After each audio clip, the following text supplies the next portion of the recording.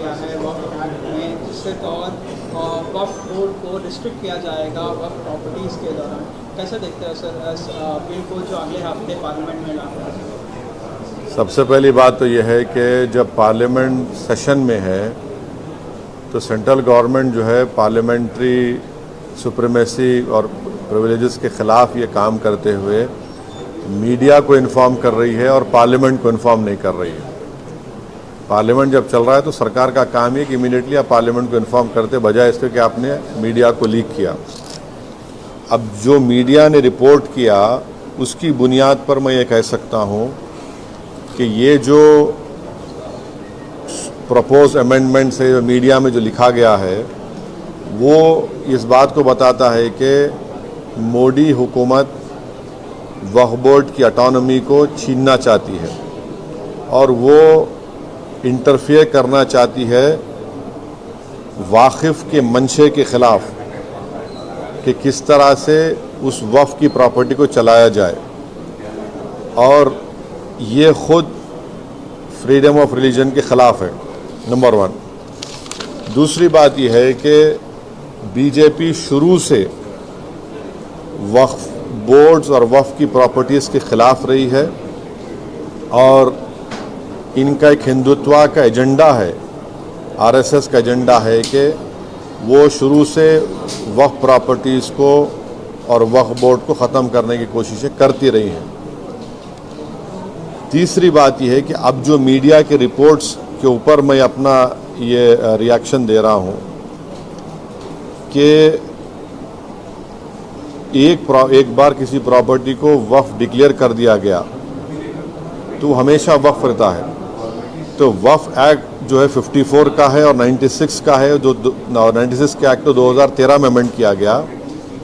वो सर्वे कमिश्नर को पावर्स देता है और सर्वे कमिश्नर को अपॉइंट कौन करती है? State government. तो सर्वे कमिश्नर वक्फ प्रॉपर्टीज आइडेंटिफाई करता, उसके बाद लिस्ट ऑफ वक्फ प्रिपेयर होती है सर्वे कमिश्नर की तरफ से, और वो सर्वे कमिश्नर जो स्टेट गवर्नमेंट का अपॉइंटी है उसको स्टेट गवर्नमेंट को भिजाता और स्टेट गवर्नमेंट गज़ीट नोटिफिकेशन इशू करती है। तो गज़ीट नोटिफिकेशन खुद एक ऑफिशियल एक्ट है और अगर गज़ीट नोटिफिकेशन 1 साल तक चैलेंज नहीं होती तो वो फाइनल हो जाती है और नेचर ऑफ वक्फ हो जाता है। इसको ये लोग चेंज करना चाहते हैं, यानी जो पहले से वक्फ हो चुकी हैं प्रॉपर्टीज़ अब दोबारा उनको एस्टैब्लिश करना पड़ेगा कि ये वक्फ है। ये इम्पॉसिबिलिटी है। दूसरी बात यह है कि गज़ीट का जो कंक्लूसिव नेचर है उसको आप डाइल्यूट करना चाह रहे हैं। माने अब कई लोग वक्फ की प्रॉपर्टीज़ में इंक्रोचर्स है, इलीगल तरीके से वहाँ पर है, तो इनको एक मौका मिल जाएगा कि वो वक्फ प्रॉपर्टीज़ को बोलेंगे कि हमारी प्रॉपर्टी है, वक्फ की प्रॉपर्टी नहीं है।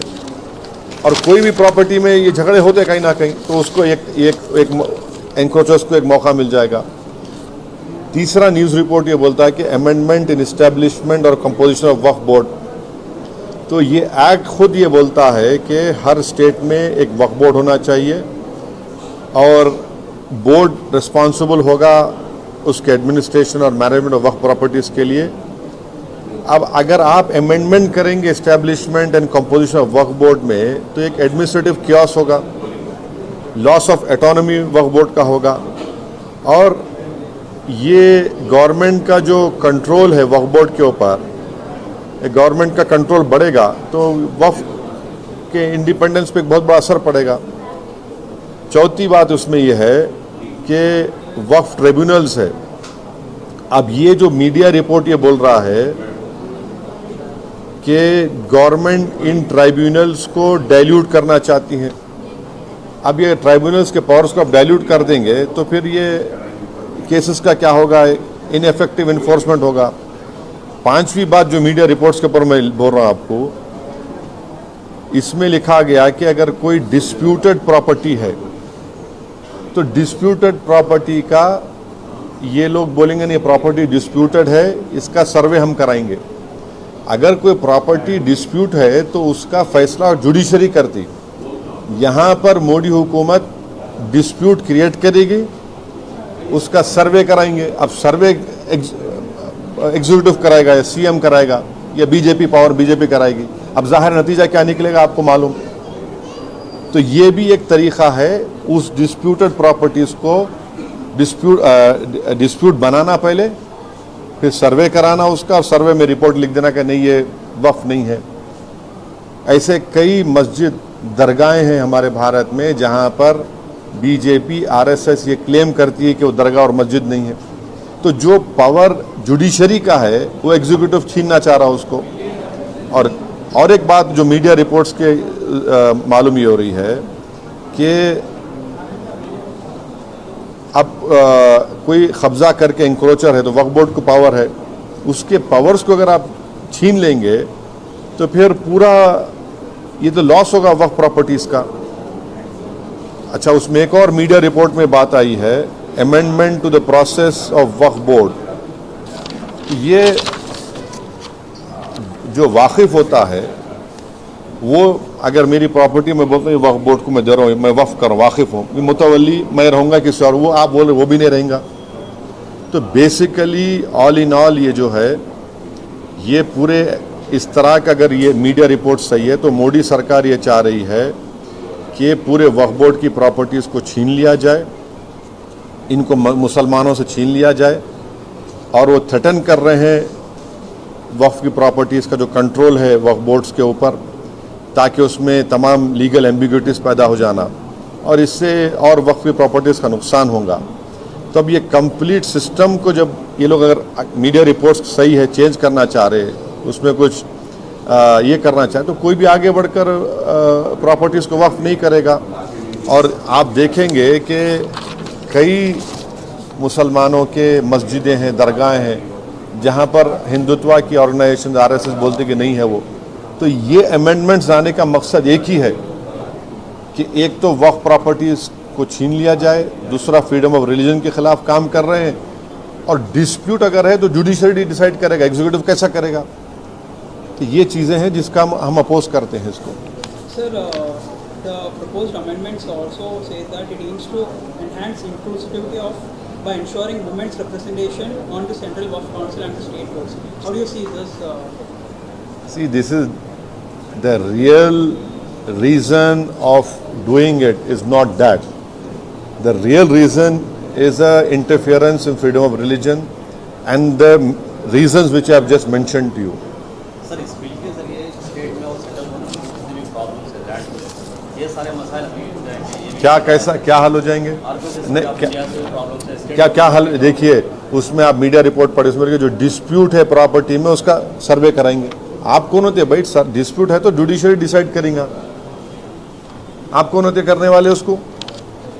आप होते कौन? आप पॉलिटिकल एग्जीक्यूटिव डिस्प्यूट के नाम पे इंक्वायरी कराएंगे, वो तो जुडिशरी करना चाहिए। मकसद एक ही है कि वक्फ प्रॉपर्टीज को मुसलमानों से छीन लिया जाए। ये इनका जो शुरू से आरएसएस कोशिश कर रही है, इनका आरएसएस बोलती आ रही 70 साल से, बीजेपी उससे पहले जनसंघ बोलती आ रही है। तो ये तो डायरेक्ट सोचना पड़ेगा, ये जो अलाइज है बीजेपी के, क्या वो मुसलमानों के वक्फ प्रॉपर्टीज को छीनना चाहेंगे? जो पॉलिटिकल पार्टीज बीजेपी को सपोर्ट कर रही है वो इनको सोचना चाहिए। क्या होगा बिहार में? इमारत शरिया की जो जायदादें छीन लेंगे क्या आप? आंध्र प्रदेश में वक्फ प्रॉपर्टीज है, क्या करेंगे? छीन लेंगे क्या आप उन लोगों को? ये तो उनको सोचना चाहिए, लोग जो सपोर्ट कर रहे हैं बीजेपी को। सर, इसी सरकार में बिहार से नीतीश कुमार भी जुड़े हैं। मैं बोल दिया ना, अब यही बात रिपीट मत करो। जो नहीं बोला पूछो आप। Sir, will you appeal the India Bloc Alliance to oppose the bill? No, see, I have said what I have to say. It is for I cannot speak for other political formations or political parties. Okay. Telangana सरकार ने आपकी बात पूरी रखी है sir, ये पहले बात नहीं, ये हमारे एमएलएज अकबरुद्दीन ओवैसी साहब की लीडरशिप में हमारी पार्टी शुरू से कह रही थी कि हैदराबाद, साइबराबाद और रच्चाकोंडा एक बहुत बड़ा एरिया है और यहाँ पर बिजनेस एक्टिविटी होनी चाहिए, और गवर्नमेंट एक फ़िक्स टाइम दे दे और लीगली करे। हम वेलकम करते जो डिसीजन चीफ मिनिस्टर लिए एमआईएम के रिप्रेजेंटेशन के ऊपर। इससे गैर ज़रूरी के तमाम जो इस्टेब्लिशमेंट्स हैं उनका हरासमेंट रुकेगा और सही तरीके से वो काम करके अच्छा कर सकेंगे।